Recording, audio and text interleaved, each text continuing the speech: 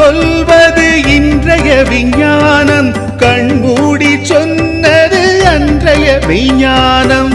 பௌர்ணமி நாட்களில் அன்ன அபிஷேகம், சோற்று பருக்கையால் சோழீஸ்வர ஆனந்தம். சாதம் சிவனால் பிரசாதமாகும், ஈசனை தொட்டதால் இறை புகழ் கூடும்.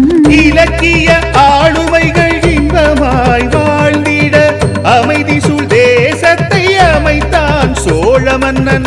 சிலையும் ஓவியமும் சிற்பமும் இவனுக்கில்லை, கலையின் வழியே காண்போம் இவன் முகம். உலகின் முதன் மொழி தாய் தமிழன்னைக்கு ஆணவம் இல்லை, பெரும் ஆவணமும் இல்லை. தன் செயல் வியக்காத தமிழரின் தூய மனம், வந்தாரை வாழ்த்தி வான் புகழ் கொள்ளும், வந்தாரை வாழ்த்தி வான் புகழ் கொள்ளும். கங்கை கொண்ட சோழபுரம் அரைக்கால்வாசி உலகின் தலைநகரம்.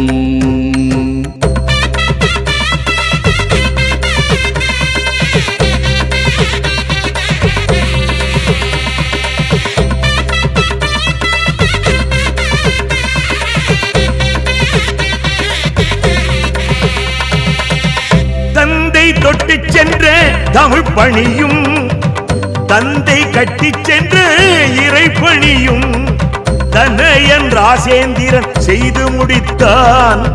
தனக்கு பின்னும் தமிழ் வாழ நிலைத்தான்.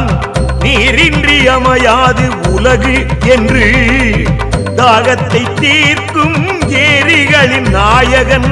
போரின்றி அமையாது அரசு அன்று தேசத்தை காக்கும் வெற்றி திருமகன். நீடு புகழ் கொண்ட நீர்மகன் சிறப்பை மறைத்திட துணிந்து மண்ணுடைத்தாலும் தமிழாசை தீயும் தன்மான காற்றும் சோழனின் மகத்துவத்தை ஆகாயம் தொட வைக்கும். தமிழாசை தீயும் தன்மான காற்றும் சோழனின் மகத்துவத்தை ஆகாயம் தொட வைக்கும். சோழர் கொடியில் பறக்கும் புலி சின்னம் இந்திய தேசிய விலங்காய் இன்றும் இன்னும்.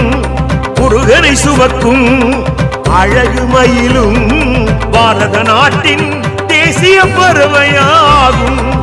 கங்கை கொண்ட சோழபுரம் பல்லாண்டு வாழவே தந்தை புகழ் நீட்டுவித்த ராசேந்திரன்.